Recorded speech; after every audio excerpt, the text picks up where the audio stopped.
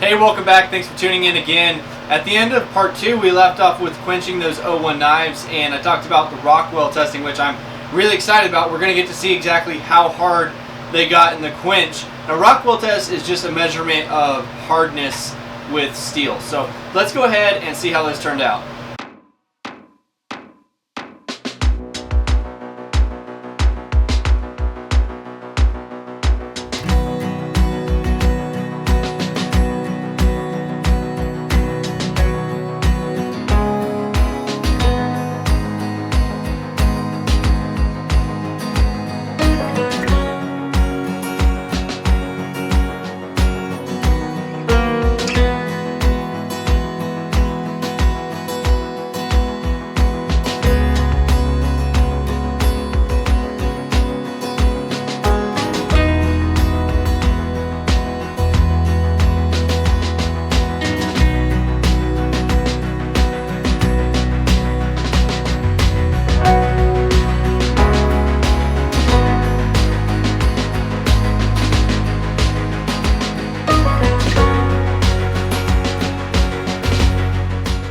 So after Rockwell testing those knives, we can see that it actually got over 66 on the Rockwell scale, which is incredibly hard.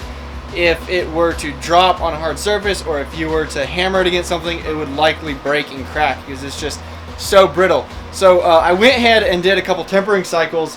I started off at 435 degrees. I Rockwell tested that, and it was still around like 63 Rockwell, which is still too hard for what we want. So I put it in again, went to 460 degrees Fahrenheit, and that brought the Rockwell down to 60.5, which is still very, very hard, but I'm going to show you in just a second how flexible they still are. So I just happen to have this massive 6-ton arbor press. You may see these on some leatherworking tables. They're usually about this big. I got this guy at an auction, and it's just incredible. And really, I haven't found a use for it yet, but other than, of course, it looks just sweet, and that's the main use for it. But what we can use it for is actually bending things and seeing the flexibility of these knives. So as I mentioned just a second ago, these knives are 60.5 Rockwell, but they're also still really flexible and strong. Now as I ratchet this down, it's actually going to apply 6 tons of force to the knife, and you can see how flexible it is. And there's just no way that we're really going to apply that much stress to it just from using the knife properly. So there's really no chance of this knife breaking or being too weak because it's so hard. So we have a really good combination right now of hardness and toughness or flexibility.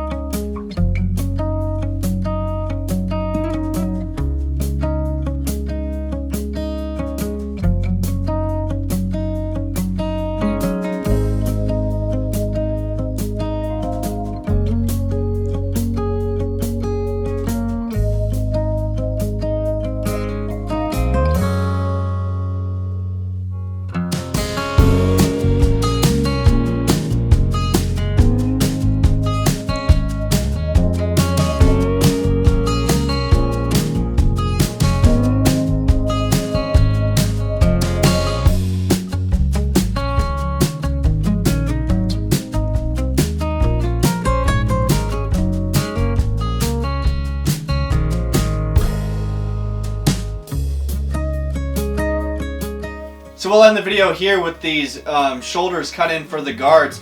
Basically what I've done up to this point is just hand sand, get a dirty 600 grit finish on all of the knives before I cut in that guard shoulder. The reason being that when you're hand sanding a lot, you can kind of roll over edges slightly.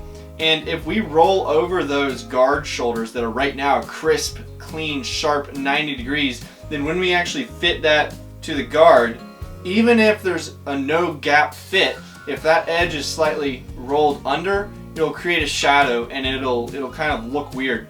So since I've already cut in these guard shoulders, all I'm gonna do now for the final finish is just to take a few swipes to create a clean finish, and that won't really roll over my guard shoulders. So I've done the majority of the finish work on the blades already in this video. We'll pick back up in the next video with actually fitting on the guards, which is going to be an experiment for me, really kind of a new experience for me, a learning process. I hope that it goes well. I've got a couple different materials that I may use for the guards, so we'll pick back up on that next time and fit that guard up. Alright, let me know if you stuck it out to the end and liked that video. Place a comment below and be sure to share with your friends. Thanks, and I'll catch you next time.